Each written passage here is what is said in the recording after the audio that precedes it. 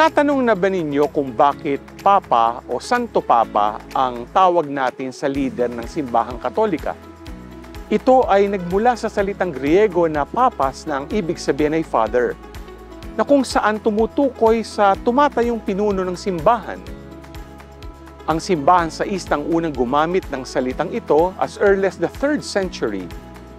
Sa simbahang Katolika, ang Pope ay ang tinuturing na successor ni Saint Peter sa pangangalaga ng simbahang tinatag ni Kristo, gaya ng sa Gospel natin ngayon kung saan sinabi ni Jesus kay Peter, "And I say to you, you are Peter, and upon this rock I will build my church."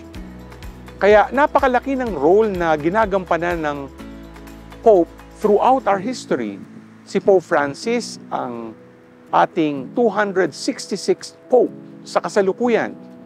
Kaya hamon sa atin ngayon na palagi nating isama sa ating mga panalangin ang Santo Papa at lahat ng mga lider ng simbahang Katolika upang patuloy naming magabayan ang mga mananampalataya tungo sa buhay na banal. G ka ba?